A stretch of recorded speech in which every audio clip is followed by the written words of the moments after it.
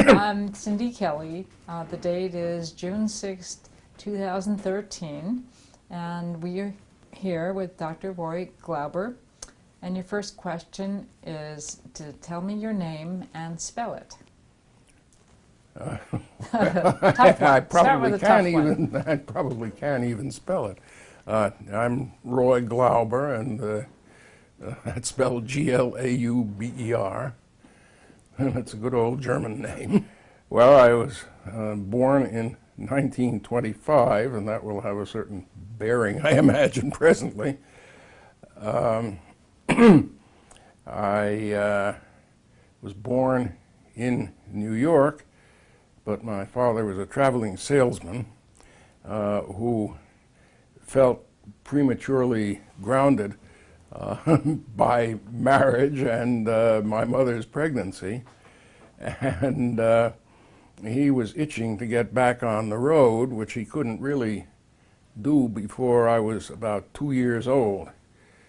So from the age of 2 to 6, we rarely spent more than 2 days in any one town, mostly in the eastern U.S. My only playmate, my only companion, most of the time was my mother, who had problems trying to keep me amused, and the habitual way of doing that turned out to be to visit the local police department, the fire department particularly. I would get shown the brass poles the firemen slid down, and any number of such wonderful things. And then we would shop in department stores. And walking around town, I got to know what was in most of the store windows in a great many Midwestern towns. So that went on until two things happened. One, I was approaching my 6th birthday, but just before that, my mother gave birth to my kid sister, and that was the end of my father's traveling days, at least for a considerable time. And I had to go to school beginning in New York, and settling in New York was a very different experience from just living in a car on the road and staying in those days what were called tourist houses, because motels and the like were very scarce. If there was any such thing as a motel, in those years it was a succession of shacks on a lot by the side of a major road. Occasionally we stayed in hotels in the cities, but more often than not we had to stay at farmhouses that took in tourists. They had a sign that said tourists, or perhaps guests if it was a high class farmhouse.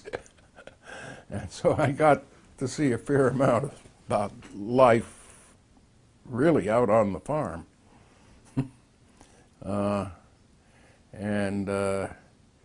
In those days, very few farmhouses had running water, for example. So that made various problems as well.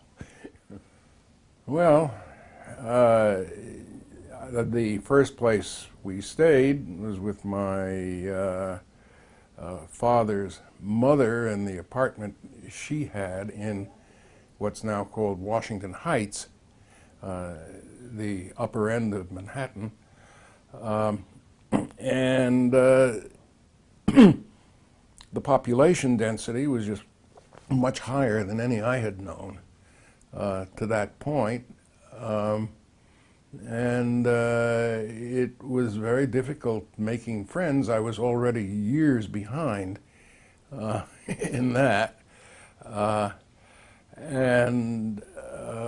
Well, the experience was mostly going to what the first grade, which the two classes were 1A and 1B, and I remember the teachers I had pretty well. And not liking the particular sort of regimentation that was involved, or the strange red-haired woman who shouted from a stairwell. She was the principal. And she conducted fire drills, and there was never a fire drill that she didn't use as a platform for oratory in a great central well in this ancient school. I don't know why that particular memory comes back to me at this point, but I must say it was striking. We were only a year in Manhattan. We then moved to a much more agreeable place to live in Long Island City, a community called Sunnyside, which consisted mostly of low houses. We lived in the only apartment building there, actually. And I went to a school. It was a bit of a hike, but far more progressive, and I wouldn't say very permissive, but it was a relatively new school, and the teachers were mostly young, and that made an enormous difference. So I was caught up in model building and in painting and soap sculpture, clay modeling, things of the sort. It was all a question of doing things with my hands in those days. And I fancied I might be an artist one day, till in about the 6th grade I decided that I was taking drawing and what I ought to draw and what I ought to portray. I was taking it so seriously that I was having a terrible time deciding what to do. And I felt that somehow just wrong, that anybody who was going to be an artist ought to be a great deal more spontaneous about it than I was. So I moved on and did other things. We lived only 5 years or so in Long Island, then moved back, I'm afraid, to the Bronx. Again, a very crowded community, and not one I enjoyed at all. And that's when I started reading seriously. But there was nothing scientific on my mind at all until around about the time I was 10 or 10, I would say. And I then began reading about astronomy, and before long developed a passionate interest in astronomy. Tried building telescopes according to diagrams that I saw in the encyclopedia, and they gave impossible images with rainbows around the fringes and whatnot that I learned pretty quickly are not supposed to be there, and that a good solution to this kind of problem was to build a reflecting telescope. And by that time, we had moved back to a more agreeable neighborhood next to Inwood Park, again in Upper Manhattan, the Inwood area. And I went through a very elaborate procedure that took the better part of a year to build, to grind my own mirror and then build a reflecting telescope. And by heaven, it really produced wonderful images. I was able to do terribly exciting things with it over the next year or two. And I decided to build other telescopes and other optical instruments. And I had made a visitor to, yes, I spoke at a science congress, it was called. This was an activity run by an organization that wanted to foster science clubs. And they held a science congress at the Museum of Natural History in New York in December. It must have been December of 1937. And the person there were supposed to be adult scientists who would attend our talks. These were to be 10 or 15-minute talks given by the kids. I had done a lot of reading about the 200-inch telescope and remember giving a talk about the proposals for it. There were terrible troubles creating the mirror for the 200-inch telescope, which had lasted, the process had lasted for years. And I have to say, by the time I was building my own, I could see why.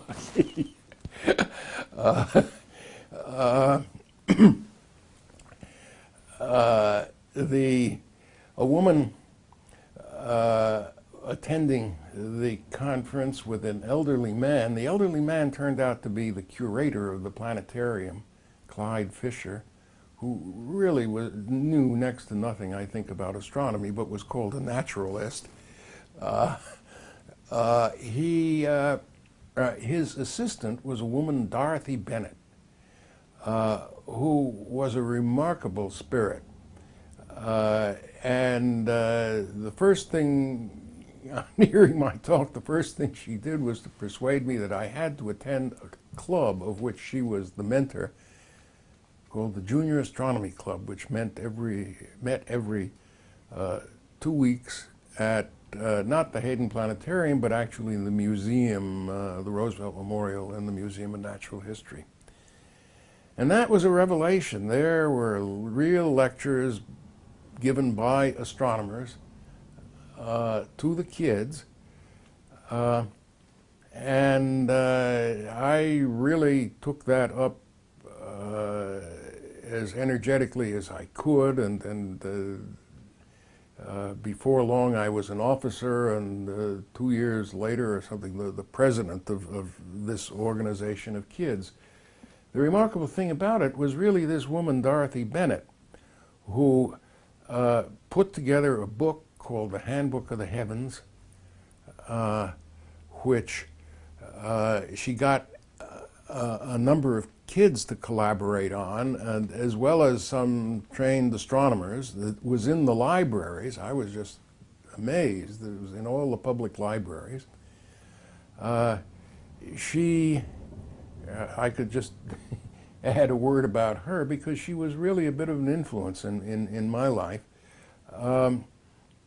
She was a lecturer at the planetarium in the first years that it was open, then went back to the University of Minnesota, I think, to work at the press, but somehow or other Simon & Schuster got hold of her and made her the editor of the Little Golden Books. I don't know whether those mean anything to you, but they were mostly sold in subway kiosks and newsstands. And they were the most extraordinary little books, and this was really her pet project for years. I looked her up in later years after I had been at Los Alamos, and she was in fact living in New Mexico, near Taos, and was a truly extraordinary spirit. Anyway, yes, I did a lot with other kids in this organization that was centered at the Museum of Natural History. And my passionate interest then and through a lot of high school was in astronomy. But along the way I started building other instruments, including a spectroscope, and I thought, sure that I was somehow or other going to be an experimenter. But my interest broadened considerably, and I guess I haven't mentioned yet that a new high school was started. And I was in the first entering class, the Bronx High School of Science. It became known as, and it was a very small school at first, and in an ancient and rather decrepit building, was used as a kind of Siberia for DeWitt Clinton High School. And so the kids, like myself, who were brought up very differently, had rather a difficult time as a tiny minority in that building at first, until the school expanded and filled the building, and I gather it's moved elsewhere. I haven't seen the building they've been in. But that was a bit of a change, and as a high school, it did not do very much for science. They weren't that well developed yet. But there were young teachers, and again that made the difference. And there was one young teacher who saw these things I had done or was doing and told me, I'm going to need mathematics, and there's no reason I shouldn't learn calculus. Well, calculus was a sort of quite a source of fear among high school students in those days. It was completely unheard of to teach calculus in high school. They had a good program of the New York State Regents syllabus in the high school, and the thing that made this high school unique was that it taught all of it instead of just the 2 or 3 elementary elements. But what that meant was just still more plane geometry and still more elementary algebra and trigonometry. This teacher, telling me that I ought to learn calculus, took a book out of the library and put it in my hand and said, "Here, go read this." Well, I did. And I managed to take calculus aboard while I was in high school still. And that was one, I had skipped a couple of grades, so I was younger than would be the I don't know, the legal age or whatever. I was 2 years younger. And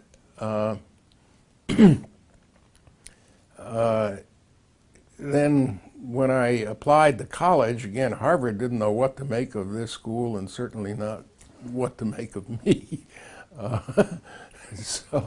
But they admitted me. And I was, in a way, I would have to say now, somewhat out of place among these guys who were not just 2 years older than I was, but acted as if they were 10 years older in general, my classmates. That certainly isolated me a bit, but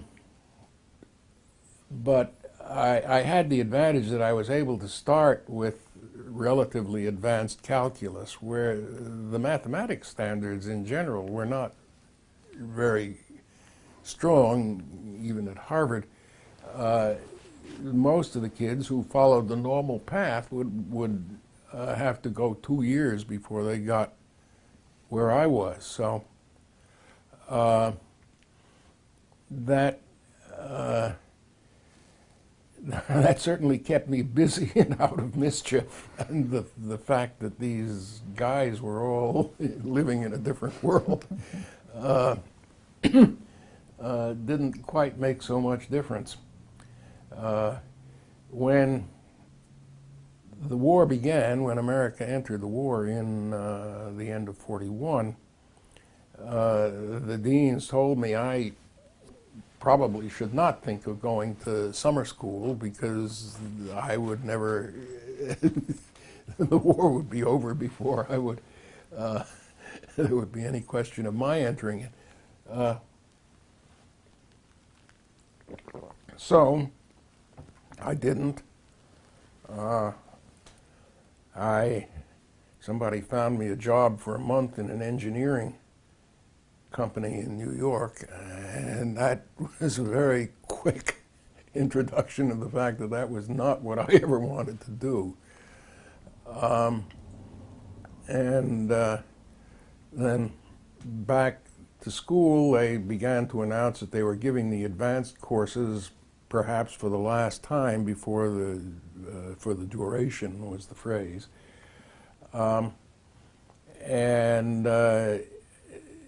It seemed somewhat pointless to take these intermediate courses anyway, so I started taking the more advanced courses. And then in the following summer I did stay here and get in what amounted to an extra semester.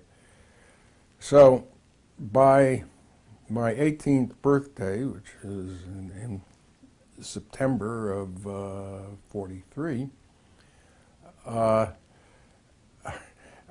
faced registering, of course, with the draft board, which had an infinite number of young people registered here.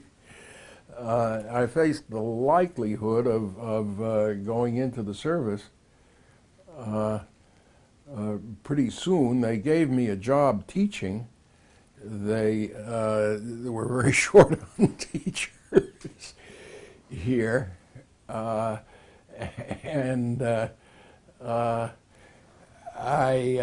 they asked for a deferment, and it happened that the man who was in charge of relations with the draft board, who didn't know me personally at all, who was master of Lowell House, where I was, he came in one day and told about a session he had just had with the draft board, trying to persuade them that this 18-year-old who needed deferment because he was helping the war effort. They weren't going to buy it. I didn't introduce myself. I just stayed out of that.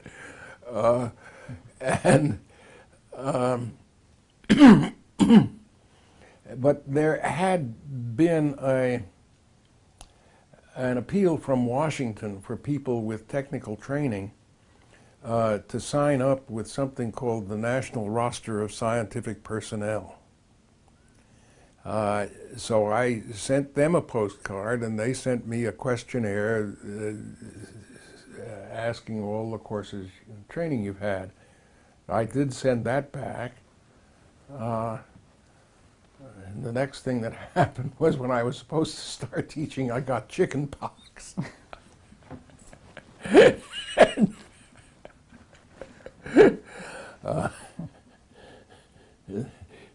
I was suddenly out of commission for about 2 weeks, and then appeared in class, still with bearing scabs, I think, and it was either in that week or in the week following, the class that I was teaching, which was from the Army Specialized Training Program, wanted its grade. So I remember leaving the class for a few minutes to go and get their grades. But while I was going upstairs, there was a man dressed rather formally in a dark suit who introduced himself and seemed to know who I was. And I asked if he could talk to me, and I assured him he could, but I wouldn't be able to talk to him until I had given their grades to my class. So I went back and he had recognized me. He had known just who I was. That wasn't, in fact, such a secret, because the students were all identified on by photographs on wall panels. But he was evidently seeking me out, and he wanted to talk to me very privately. We went into a room which had been used by the faculty and was door virtually sealed as far as I could see for the weeks I had been watching it. In fact, it was a rather dark room, the shades drawn, and he drew me into it and said he wanted to know if I would be interested in going to a place where they did very important work, and he would not give me the tiniest hint of what it was or dealt with. And about the only thing I learned from this was that it was a place out west. Now, he had brought along the PSQ, the Personnel Security Questionnaire, laid it out on a table and turning the lights on. And I asked if I would want to fill that out for him. I filled it out, which wasn't at all difficult, because for all the pages that they devoted to all your past addresses for I can't remember what the interval was, but it was quite large, but I hadn't had any. So with no background at all, it was very easy to fill out his questionnaire. And he really wouldn't say anything more than that I might hear from him. That was the end of the matter.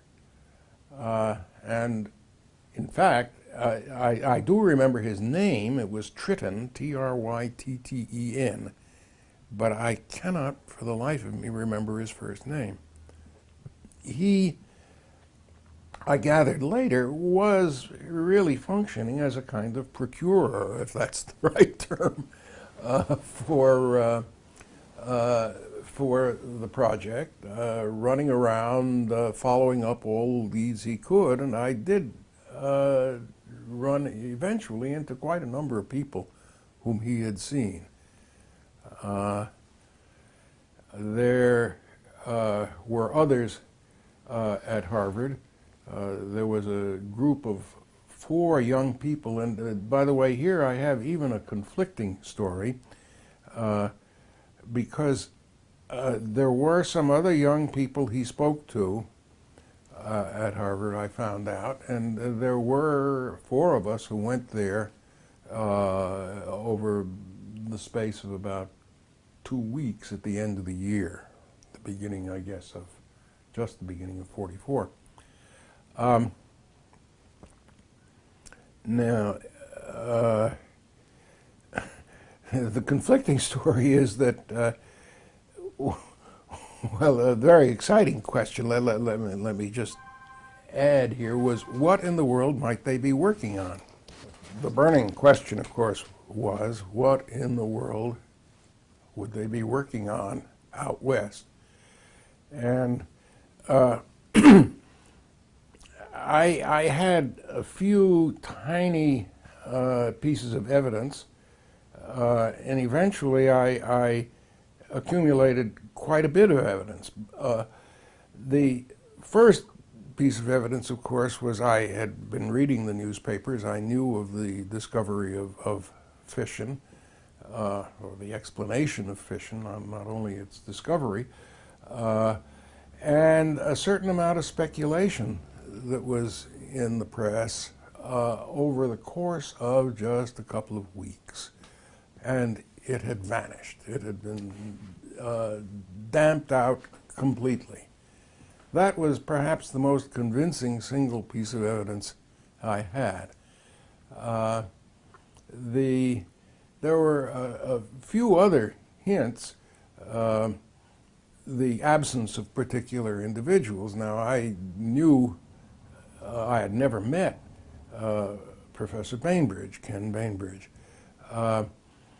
I had never met him because he was already, I think, working at the radiation lab when I came, and of course he was at Los Alamos at that time.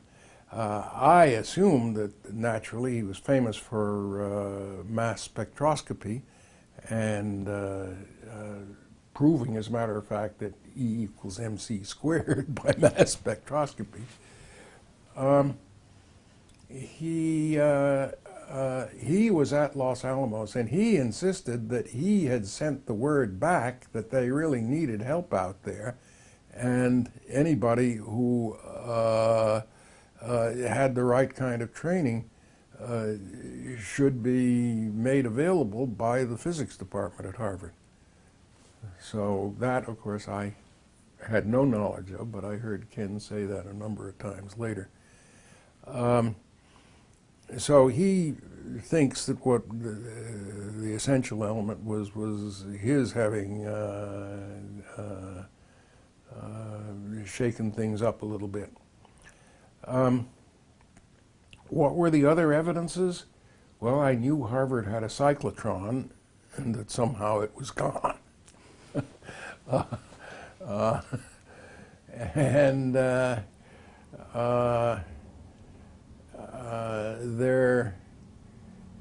There were several absolute indications I picked up which turned out to be wrong. For example, Life magazine would run photos. I remember one article they ran on America's scientific assets and showing a picture of Enrico Fermi and saying he was out west.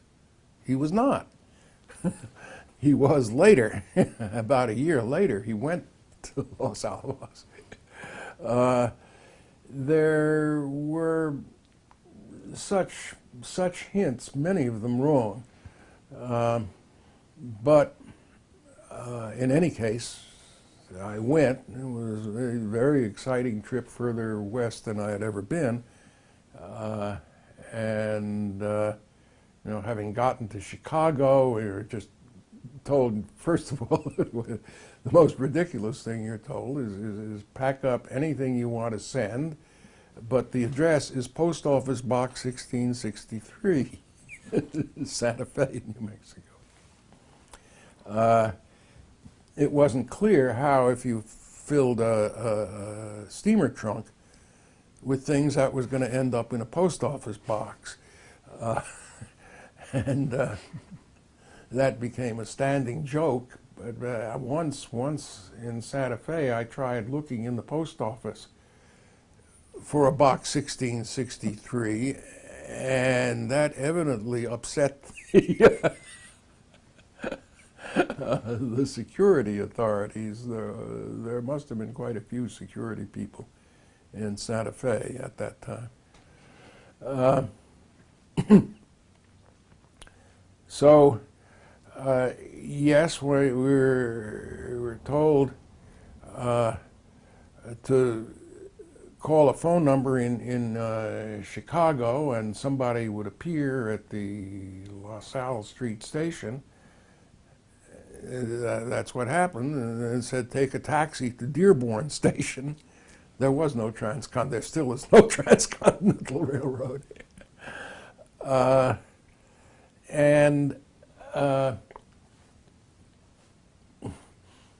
tried looking for Dearborn Station recently, and there isn't anything of that sort really either. It's been completely torn down. The trip was overnight, and but it didn't get colorful until one got somewhere around Kansas, and then all kinds of people started coming on the train dressed bizarrely as Indians, or literal Indians laden with silver jewelry, and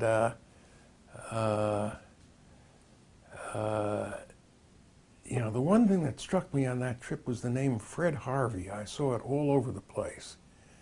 Now, Do you have any acquaintance with Fred Harvey or what Fred? Well, Fred Harvey apparently was established a chain of restaurants, but there got to be accommodations of all sorts labeled Fred Harvey, and in the course of that single day, I saw the name a dozen times, and I became aware somehow that these Indians who came on the train selling jewelry were Fred Harvey Indians. And that name has stuck with me because the hotel in Santa Fe, what was its name again? The La Fonda was a Fred Harvey hotel. And all along the Santa Fe line, there were such things. Because when I got to Lamy, of course, which is as close as you get to Santa Fe, and there was, I think, a wooden platform, a board, a sort of boardwalk along the ground there. There was a guy dressed in blue jeans with a checkered shirt, literally a 10-gallon hat. And I suddenly thought, my God, this is a Fred Harvey cowboy. Well, it was somebody who came from Los Alamos to pick up, not me, but a man in a blue overcoat walking down the platform with me, who introduced himself as Mr. Neumann, and who turned out to be John von Neumann. And this Fred Harvey cowboy had a car and drove us to 109 East Palace Avenue. And I must say, this Dorothy McKibben was a very sweet and helpful lady. We saw a good deal of her later on. She ran that office, which was an obscure office. You had to go into a courtyard, and then it was a door to the right. And it was there that I saw von Neumann sign his famous name in the register, and discovered who Mr. Neumann was. And well, then we got in his car to drive up the hill, and that was an extraordinary experience, and one I'll just never forget. Partly, of course, because of the geography. We passed the Camel going north on the highway. The bridge over the Rio Grande had been washed out. The name of that, the name of the settlement or whatever it was where the bridge was slips me at the moment. But we had what? Ottawa? Well, Ottawa was a slightly different. No. Powaki was in fact a little behind us. The bridge sort of had a name, but it was washed out. And we had to drive north to Espanola, and for some weeks after that, one had to go via Espanola and back down, and that meant then getting a long view of the Black Mesa and the whole valley. That was fantastic, but the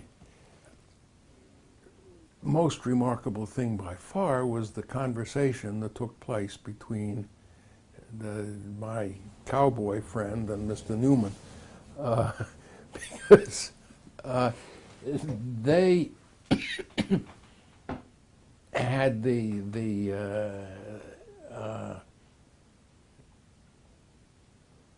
fear, and anyone had there, of saying wrong things in front of people whose clearance was questionable. So I was there, so they were going to talk anyway. Von Neumann asked how things are going on the hill, and the cowboy says not very well. And then he started explaining why things are not going very well.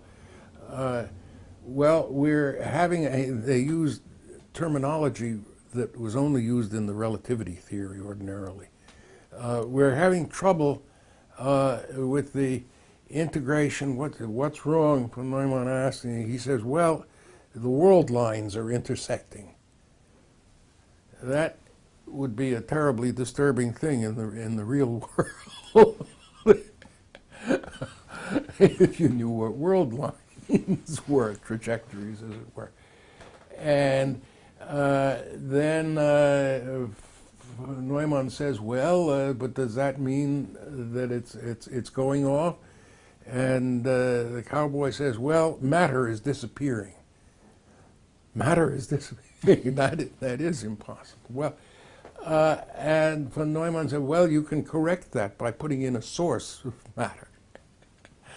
And of course, I hadn't the tiniest hint that this was mathematics that they were talking about. And as a matter of fact, it was one of the, they had invented a model of the implosion which they thought they could handle on hand computers. And what they were discovering was that they couldn't. This thing was going crazy. It was a model in which matter had two phases and an infinite compressibility which separates the one from the other.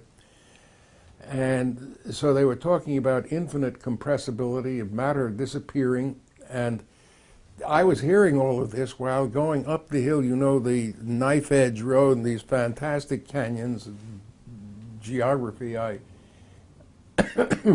had only seen in National Geographic. And by the time I was up there, I was absolutely bewildered. Of course, we went through the gate, and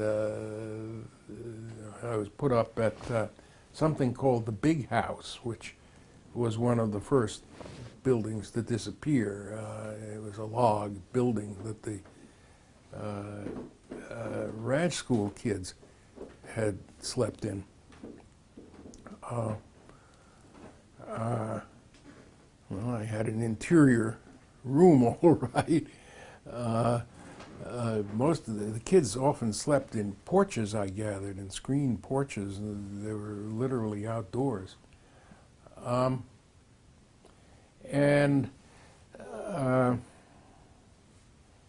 Well, that was one. It was too late to go into the technical area.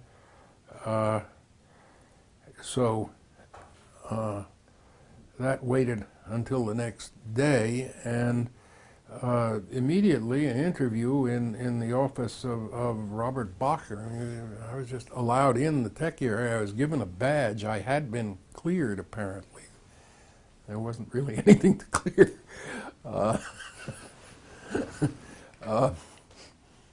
And Bacher, Bob Bacher, said flat out, you know, we're working on a bomb. And I was amazed at that, because I had taken it for granted that it was going to be work on getting the chain reaction going. And he dismissed that as saying that had already been in late 1942. Something over a year earlier. That was a shock. And I must say, the notion that it was a fast reaction, a bomb that they were working on, was really rather shocking. And it did take me some weeks to accustom myself to that.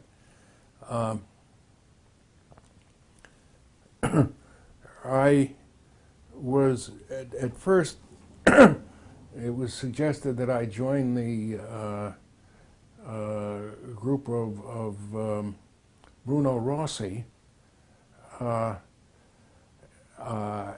which was quite a good experimental group, and in fact was charged even then with measuring the fission cross-section accurately, which and that was the task. It was thought I should work, and there was a man named Kuntz, K-O-O-N-T-Z, Phil Kuntz, I can't remember his first name. And I did talk to him for a couple of days, and I asked a lot of questions, but I got upset eventually by the fact that the experimenters were not, in general, a very sophisticated bunch. They were very good at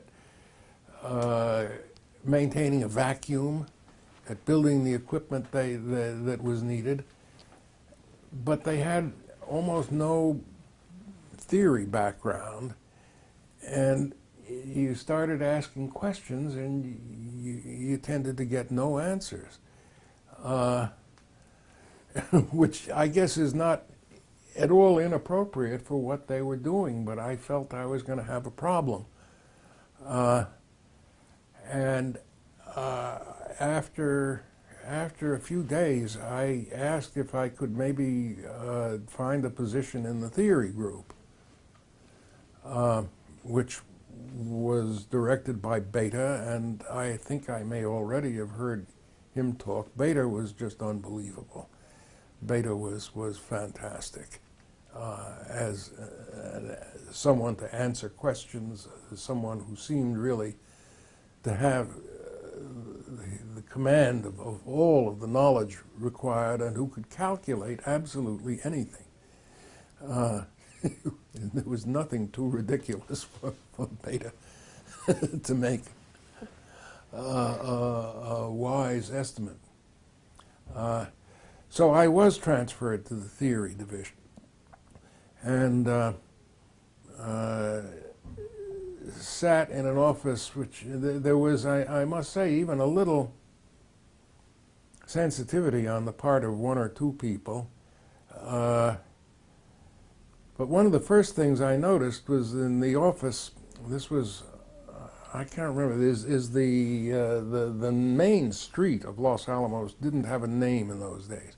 I think it's been called Trinity since then, or the tech area was to one side of it, and eventually was somewhat built up on the other side as well. There was an office next to the one I was supposed to sit in, which had the name E. Teller chalked on the masonite paneling next to the door, and there was nobody in that office.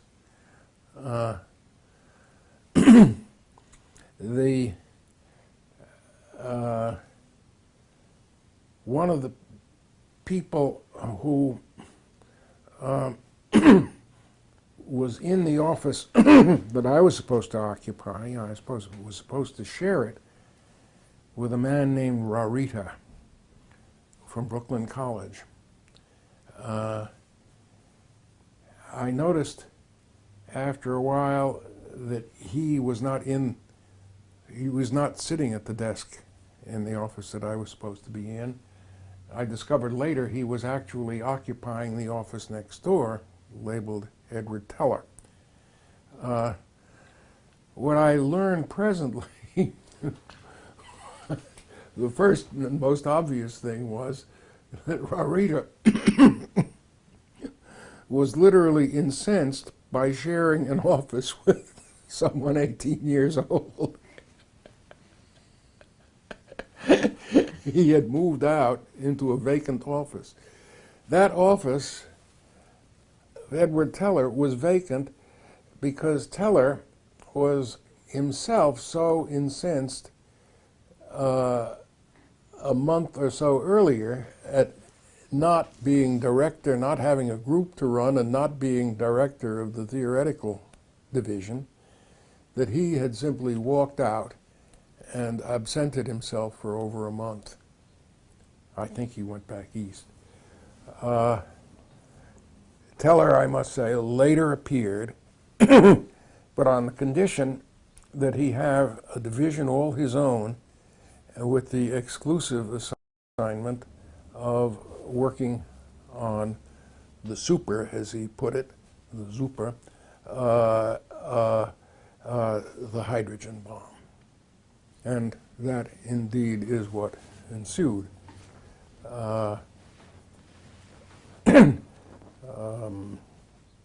Teller began to gather people, many of whom were, in their own way, quite remarkable. One of the earlier members of his group was a man with an extraordinary mathematical background, Stanislaus Ulam. Ulam and some others of us organized a math club. We would meet in the evenings at Los Alamos talking about problems in mathematics. Feynman gave a talk or two to that.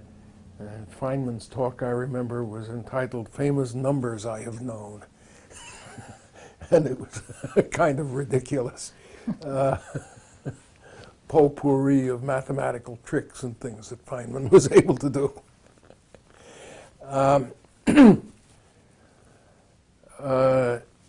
I mention this particularly about Ulam because Ulam was the purest of mathematicians and had had no experience whatsoever with the sort of thing that we were learning to do as our profession, namely real physical problems about the diffusion of actual particles, neutrons,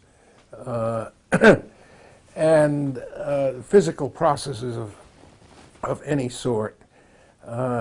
And if one asked Ulam in those days what he was doing, he would say he didn't think we were doing anything of any value at all because no one had ever proved the ergodic theorem. Well, the ergodic theorem was a sort of perennial quest among mathematicians for a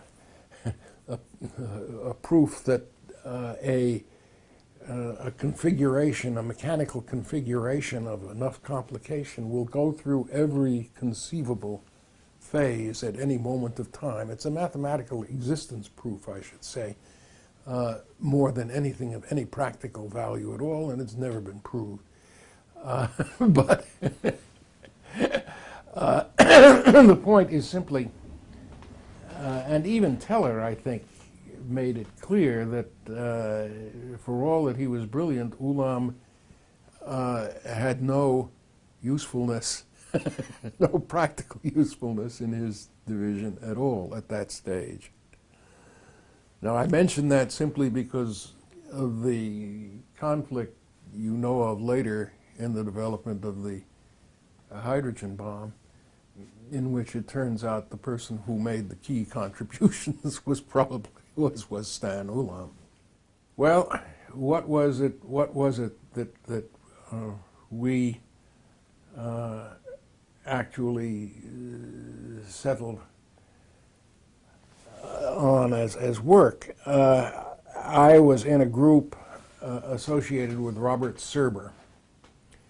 Serber had been a professor at the University of Illinois and was an old Oppenheimer student. Several of the people there had been students of Oppenheimer's. And Oppenheimer, I must say, if you look at his list of students, has had a number of rather successful students in American terms. I say American terms because I would have to say that America was, in the pre-war years, not a very strong country in theoretical physics. We had a handful of people who had learned quantum mechanics when quantum mechanics was being developed in Germany, it was. The number of such people, the only ones who come to mind are Oppenheimer, who was a kind of late addition.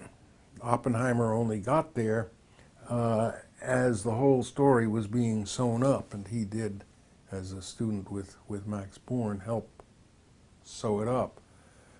We had Slater of MIT, and only a couple of other people who had any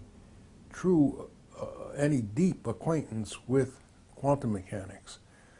We had some people who had learned the subject in America, but not from the masters. I didn't know anything of Oppenheimer before I went there, and his name was new to me. He was not a terribly well-known theorist in those days, except among theorists. He had quite a deep understanding of the physics and a marvelous facility at expressing himself. And this went to a point eventually where he was not satisfied except to speak prose. This is in the years later, in the post-war years. Oppenheimer commanded not just the loyalty but the respect, deep respect of everybody who was at Los Alamos. And I cannot think of anyone else who would have succeeded as he did in that sense. We had some number of capable division leaders. I don't think any of them would have made out as well as Oppenheimer. Of course, you have to lay down one constraint. The leader of the project had to be an American. And that, that was, I'm sure, a constraint that General Groves created. But it was probably a wise one. And in fact, the choice of Oppenheimer was one of the very few really wise moves I would say I can remember of the good general. He probably lived to regret it. It's not altogether clear. I mean, he remained supportive, but of Oppenheimer, but at a time, years later, of course, when he was subject to all sorts of threat for having done just what he had done in appointing Oppenheimer. Now, let's see, I want to get back to the story of the bomb. What was it that Serber's group did?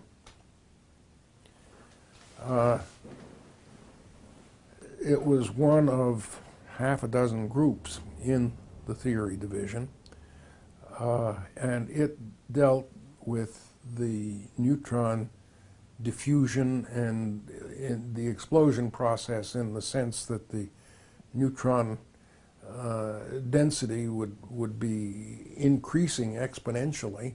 It did not deal with the hydrodynamics and the various other things that followed, and a great many things followed, which we did not study.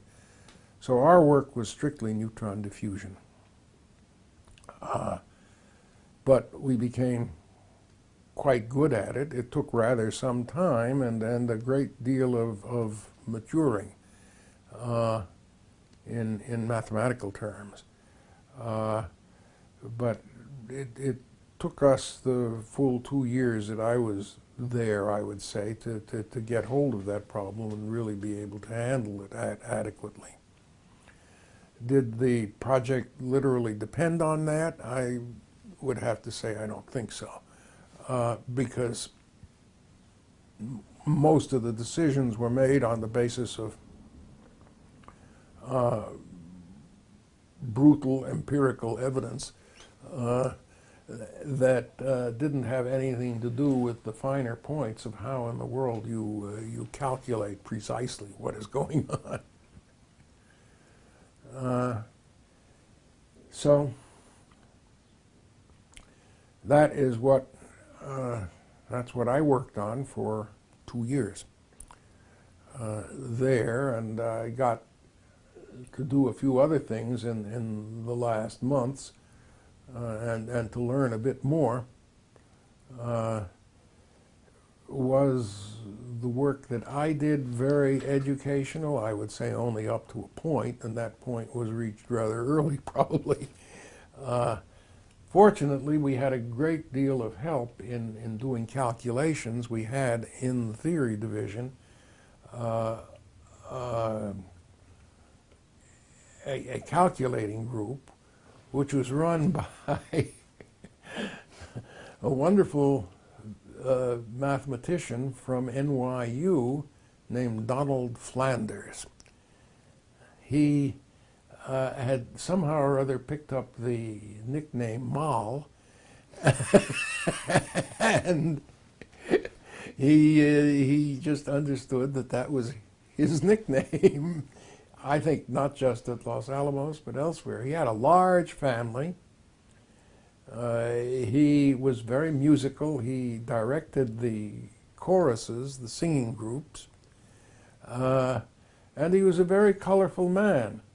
The group he presided over was about as bizarre a group as you could imagine. Many of the people in the group were housewives who were working part-time, or some of them full-time, pounding Marchant computers, doing the various computations that we needed to have done.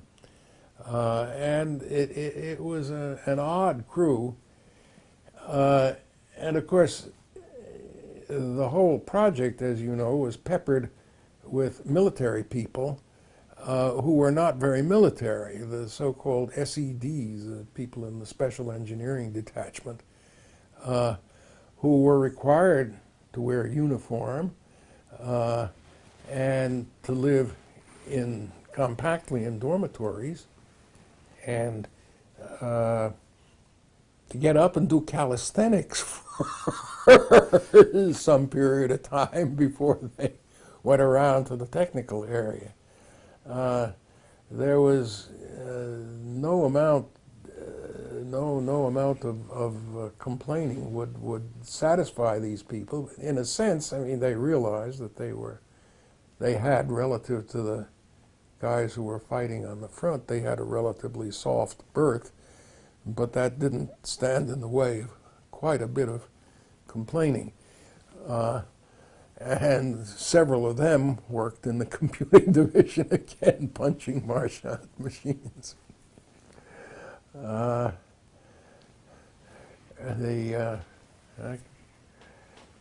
don't know why it suddenly occurs to me, mentioning housewives. There was a phenomenal birth rate, of course, at Los Alamos. The military doctors, I think, had some right to wonder why it was that their principal task as Army doctors was delivering babies. But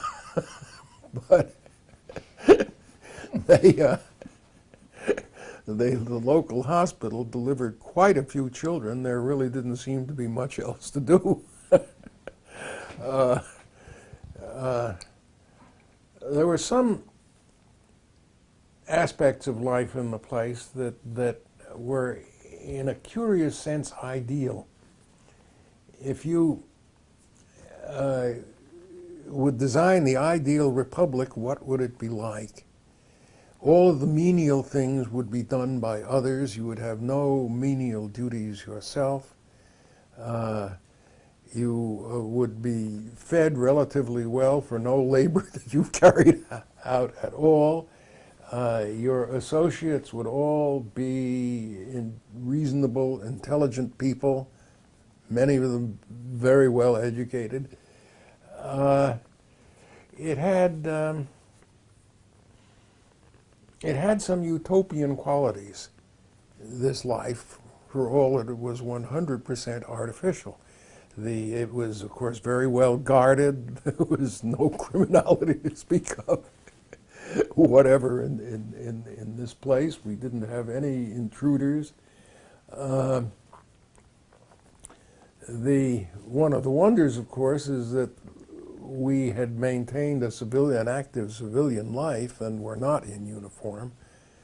I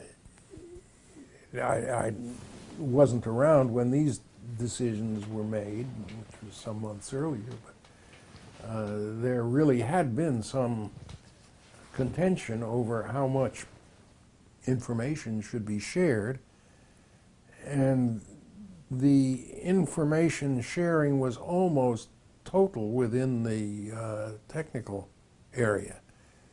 Eventually there were specific things about bombs and bombing and then specific schedules and things of the sort, which were not circulated even within the technical area, I gather. But darn near everything else was discussed quite openly in the colloquia that we held one evening a week, every week. That was in the great wooden gymnasium where they would send in the MPs to clear this big gym out and put out the seats, I suppose. And the discussions that took place there involved, as well as I could tell, nearly every detail of the entire project. And it included lectures on the theory and practice of bombing by people like Louis Alvarez and others who had had a good deal of experience with the Battle of Britain. There were several people who had had experience with the Battle of Britain who were, in fact, telling us this whole story, and it was quite harrowing. Lord William Penny, Bill Penny, was one of those people, and he had a rather high-pitched, somewhat sing-song English voice, which was very hard to listen to, describing some of the goriest things you ever heard.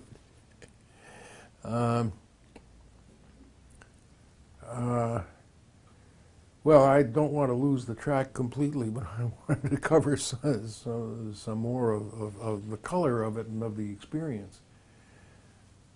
Part of the story was the governance of Los Alamos itself. Of course, there was none. Initially, it was Colonel, I think his name was Ashbridge.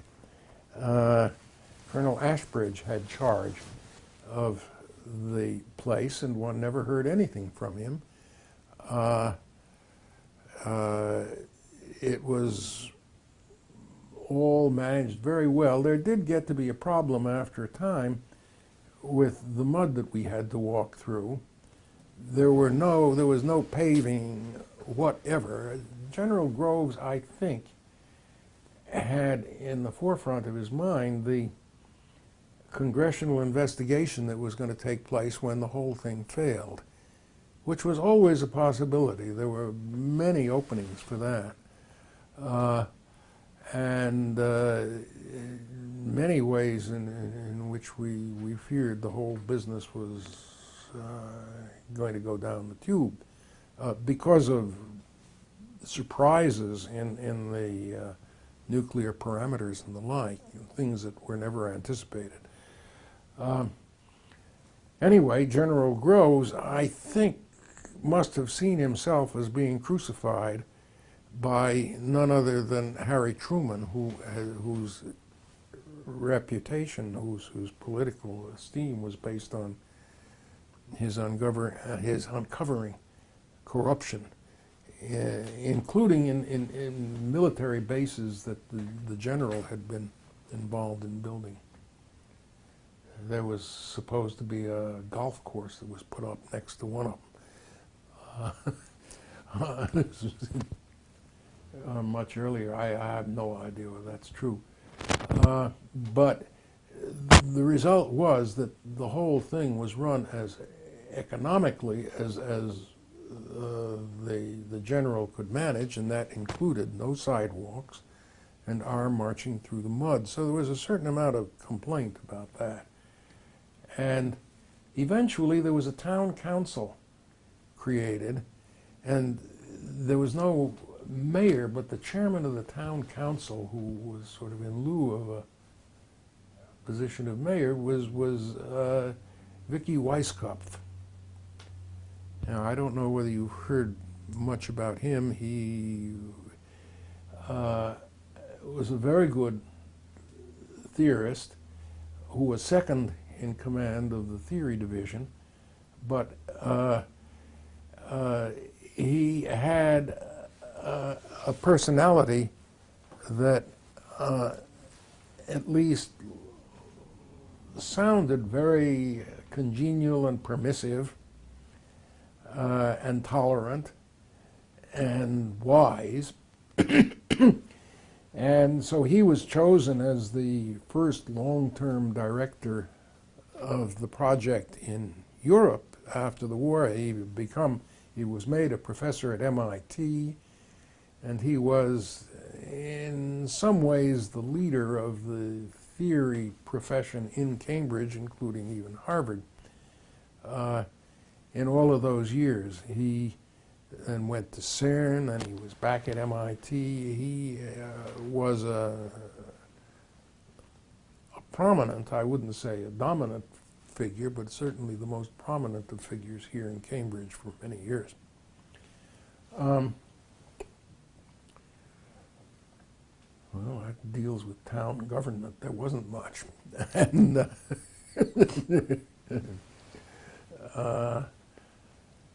I don't know, what am I leaving out? I think lots, but I mean, there were many, many strange and a few wonderful things that went on there, and I don't know whether you've managed to record all of them and whether I'm just repeating or what. No, this is wonderful. There are a couple, everybody's interested in spies. Oh. And I understand you knew Ted Hall. Was he? Well, I certainly did know him. He was one of 4 people who went out there at roughly the time I went there from Harvard. I had known him here. I have talked about him a good deal with the people investigating. I don't know whatever has been released of all of that or has not been. I'm nervous about talking about that sort of thing because I just don't even know the state of revelation of what he did or was involved in. I never understood it. Were you aware that he had sympathy to the Soviet Union having information about the bomb at the time you were in Los Alamos? No. I must say I had, as I knew him previously at Harvard, he seemed to me to be contemptuous of the Soviet Union.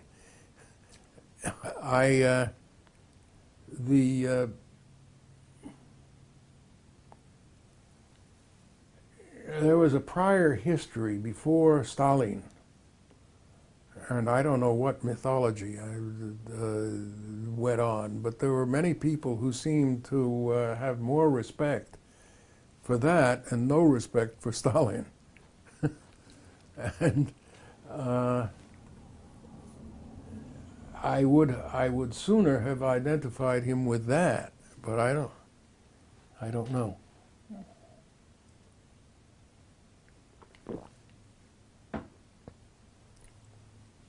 Just curious. What about, I think there were a couple of others that you knew, I don't know, David Greenglass, or... I never you didn't had know anything him. to do with him. It was, well, Klaus Fuchs. Fuchs I knew, but nobody knew him very well. I don't know anybody who was close to him. The only thing I really knew, I think he may have had a car, and Feynman borrowed his car to visit his sick wife in Albuquerque. I think I recall that. I do remember Fuchs as he had a sort of hoarse voice, and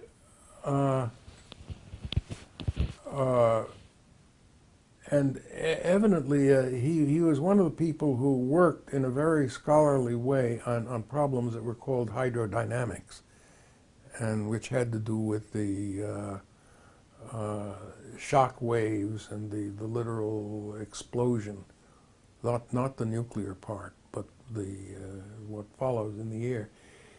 He seemed to have become an expert on that,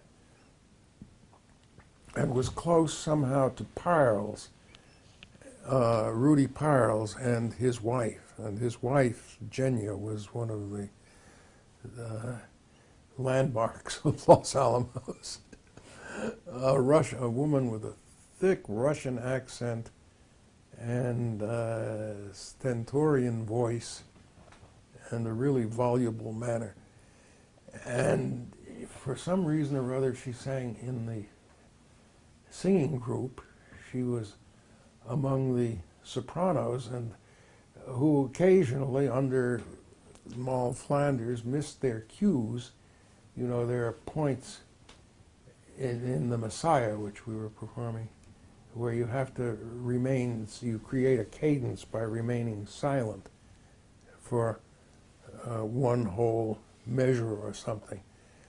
And there were occasions in which she would break that silence with that characteristic raucous voice I'll never forget.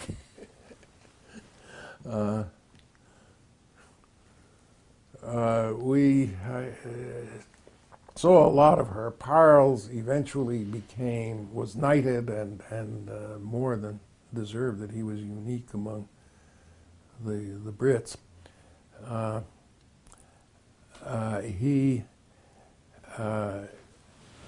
And he moved to Oxford, of course.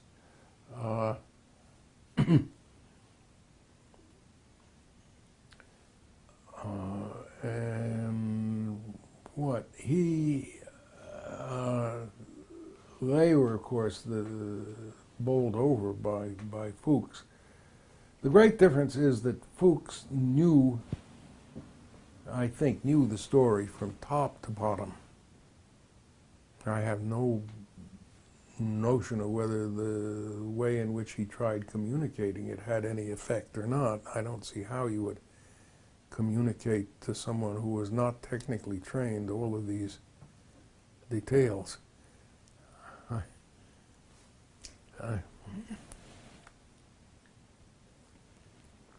I can't believe that the Russians ever got the story straight from, as it was transmitted from Los Alamos. I have no idea.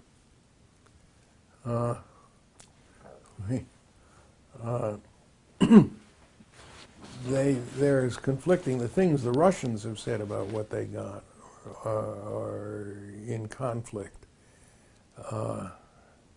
Some people seem to say that they were helped, others said they weren't at all. I have no idea.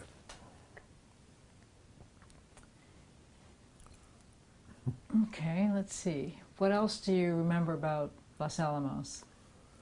Life in Los Alamos. Well, you were a bachelor. Yeah, that wasn't much of a life, I must say. I mean, we lived in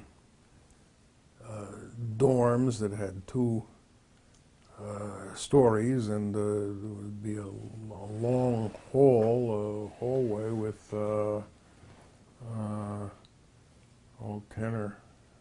10 or so rooms on either side of the hallway, and a large lavatory in the middle of the floor somewhere. And it was not an uncomfortable life. That we held dorm parties every once in a while, and there was a fair amount of social life on the hill, but it didn't involve the bachelors very much. There were essentially there was one such dorm, a small old one, in which women lived, but there were very few unmarried women, and they didn't stay unmarried for long.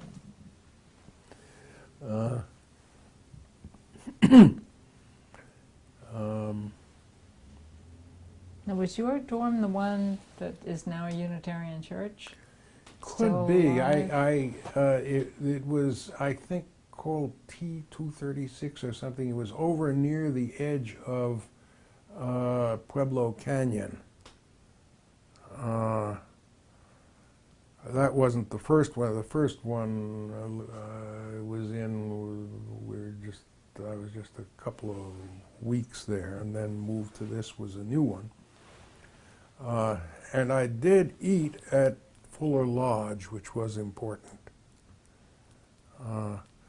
And those were. The food was very good. The company was excellent. There were, I think, at least 6 people to a table, maybe 8. But one did sooner or later get to meet everybody in the place, and that really had its virtues. It was like being part of the upper crust.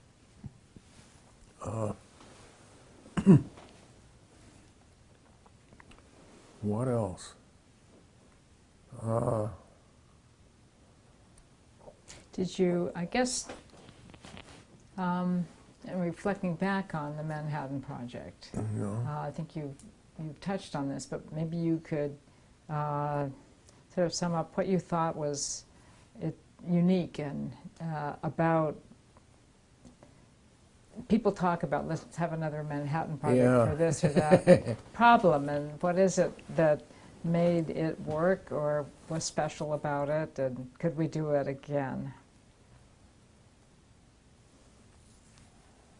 Well, with sufficiently well-defined problems, the extraordinary thing, which one would probably never be able to do again, was, first of all, that you had to do something which was the next thing to impossible, and in many stages and in many ways, and it was necessary to branch out in so many directions in order to accomplish this, and several of them, in fact, succeeded. That was the extraordinary element in it. It was, yes, one can put together a project to do one rather circumscribed thing. This wasn't anything that was so easily circumscribed.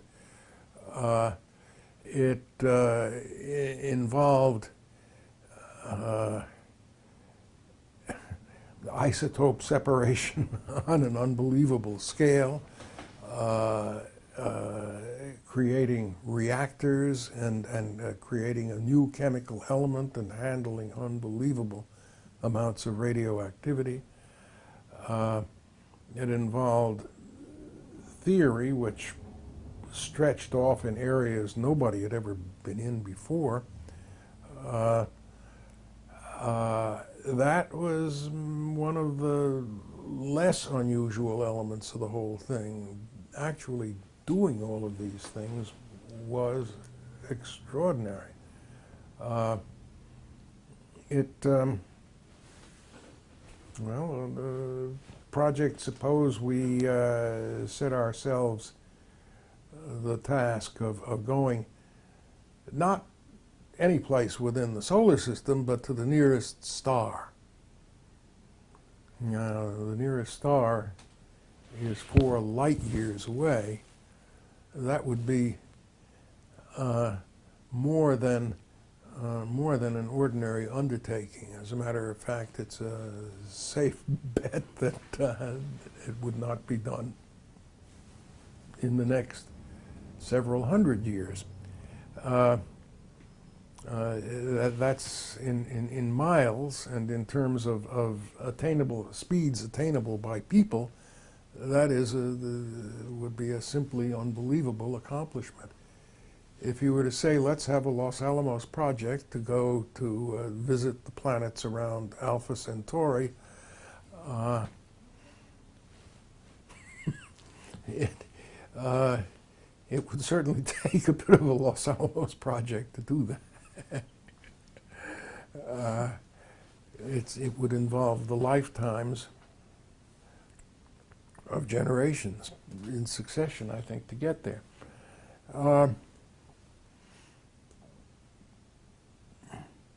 I don't know. I mean, there are things which can be accomplished by getting a lot of talented people to set their efforts to doing it. But I would, if you had asked me I wasn't in a position to make such judgments really in 1939, but if you if you had asked the person who is my age at that time what the likelihood was of putting together a large project that would accomplish all of this, I would have said it really didn't amount to much. The Germans, in effect, had that decision to make and made it exactly that way.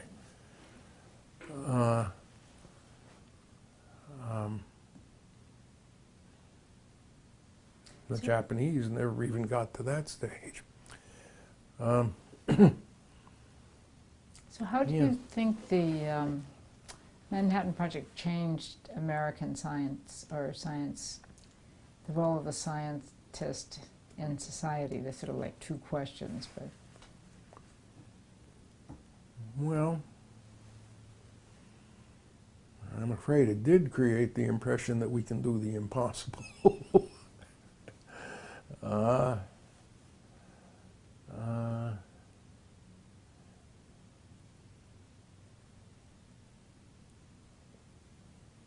And one unfortunate effect is that it really looks as though there are some parts of science that one might have to hold in secrecy.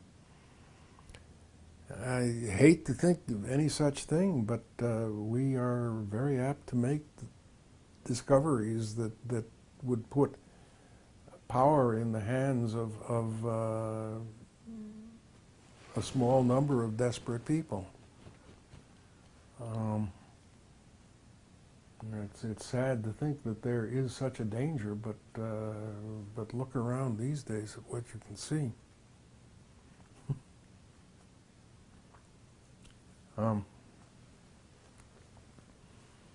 What else? Well, one of the things that people bring up, not necessarily the scientists, but let's say the humanists, they talk a lot about the moral decision, or the moral dilemma of working on a project that whose ultimate goal is this weapon of mass destruction. Destructiveness. Right. I don't know the answer to that one. It's very difficult, and it of course bears just on what I was just saying a moment ago. We are playing with much larger forces these days than we ever were in earlier times, and it may just be that we are protected only by how enormously expensive they are. If some discovery is ever made,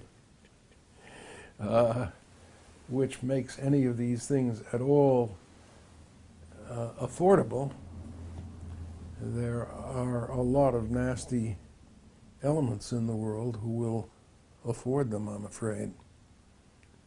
I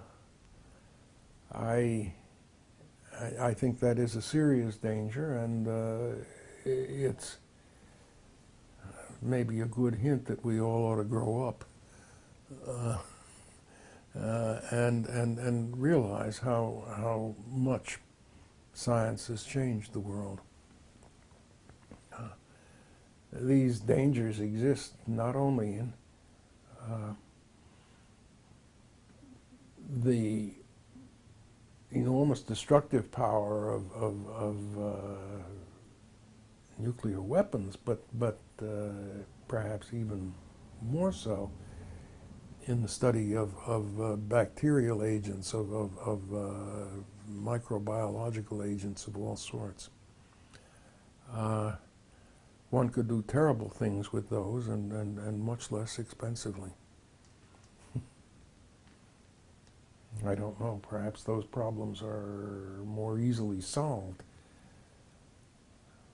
but I don't think so, and possibly not before enormous damage is done.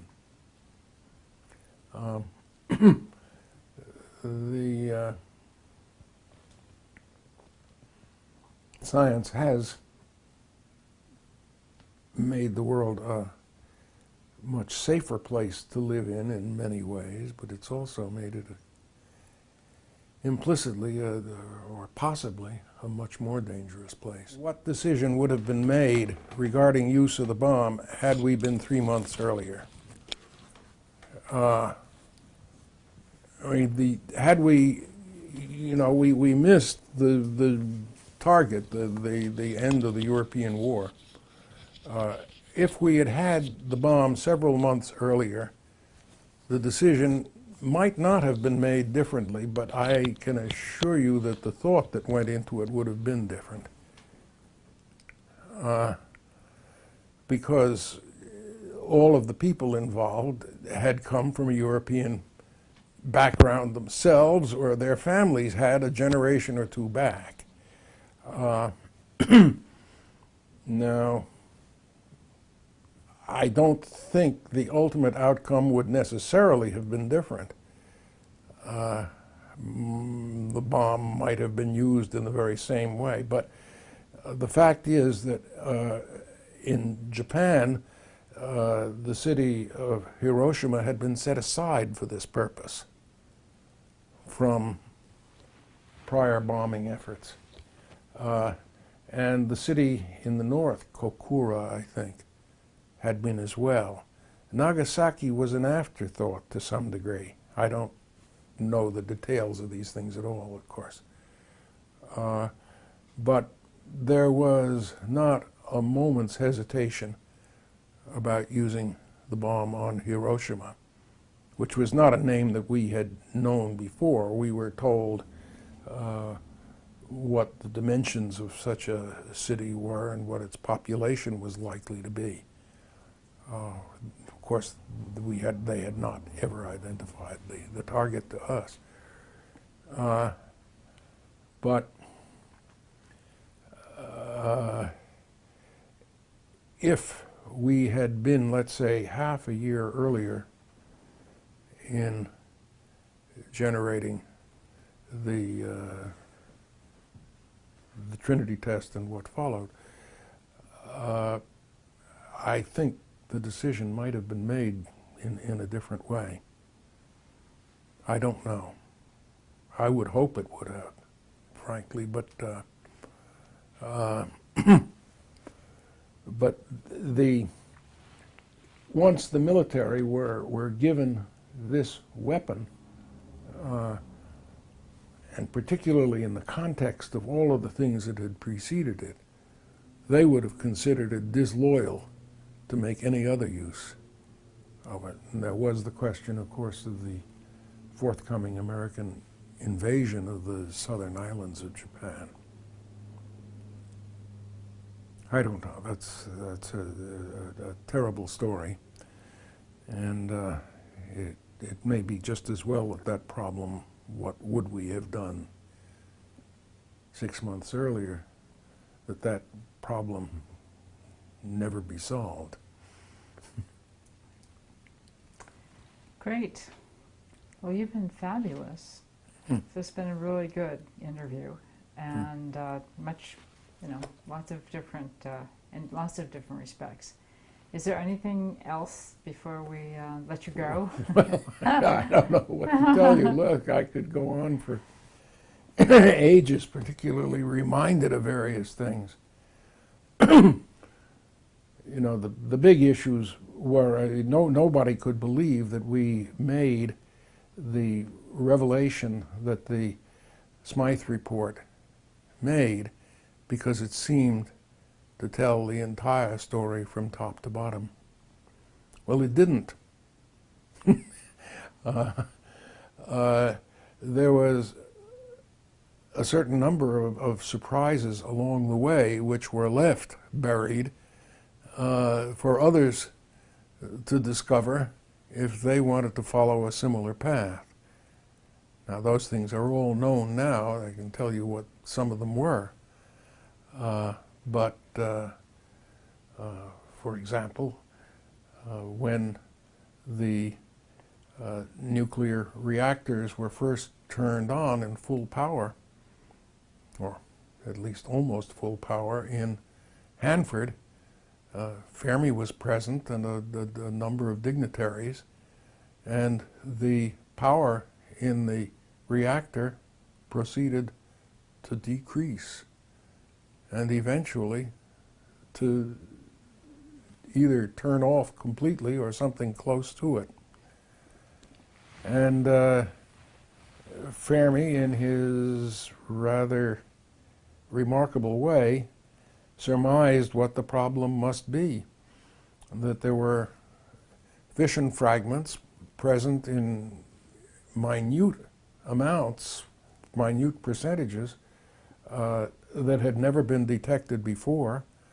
There were, and that it might just be that some one of them has a fission, not a fission, but an absorption cross-section, which is vastly larger than had ever been seen, had ever been known of before, and that turned out to be true. It was shown presently that there was a rare isotope of xenon, which had a cross-section, an absorption cross-section, thousands of times larger than had ever been known. In the unit that was used then, it ran into the millions of barns, it was called.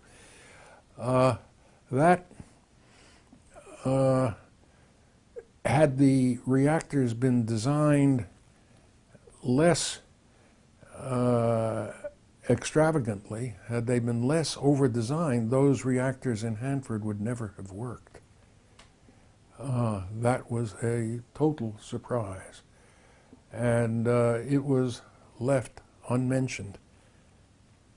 Of course, it was left unmentioned, except that when the nuclear people saw this, they immediately added it to an enormous table of the nuclides, a chart, a wall chart, which was about 8 or 10 feet long, which was about the biggest sort of thing ever turned out by the blueprint people at Los Alamos. I had a copy of that thing, and indeed it would have covered the entire wall of this room. When I was leaving the project in December of '43, I started folding the thing up, and by the time I got it down to the point at which it would fit into one of the crates they had given me, this was a remarkable crate, it was clear, knotless pine, 3/4 of an inch thick. It would have, it was produced in the shop to order. But by the time I got this chart folded down to to be able to fit into the crate, it was already the thickness of a deck of cards. So I took the thing back to the technical area and just left it there, I think, in a trash pail. And that was interesting because about 3 months later, when I was back at Harvard, a security man of some sort knocked on my dormitory room door and asked if I happened still to have that isotope chart. They realized that this isotope chart contained not only that isotope discovered in that awful way, but even the value of its absorption cross-section. So that was the ultimate breach of security. And I had to explain to the guy that I had never taken the thing with me. He seemed happy enough for that. But then I told him, but I have a photostatic copy of the thing with me, which was made much more compactly. It was only about a foot across, and you had to look at it very carefully to see the numbers. I had this photostatic copy, which had been made at Los Alamos. Would he be interested in taking that? And he said, oh no, he was just interested in the wall chart. And went off. Anyway, that, whatever it may be as a story, a true story, was one of several examples of ultimate secrets which were left out of the revelation and which would have stood in the way of, very likely, of anybody wanting to create a bomb project. Interesting. I understand that somebody has mentioned to me they also don't mention much about the chemists or these various other people who contributed because of secrecy, which has given all these years the impression that it was really a project of physicists. Well, there was an awful lot that went on. There were several other such secrets, and there are corresponding stories to tell. But it was not a very straightforward procedure, the whole business. Of course, Edward Teller considered it all a foregone conclusion and had lost interest already in 1943. He was on to his thing, the super. Well, I'm just wondering, there were so many things, but of course, look, we were dealing with remarkable extremes all the time, and I suppose we have condensed our couple of years into these few stories. There are others. Come around again, and I'll produce the others.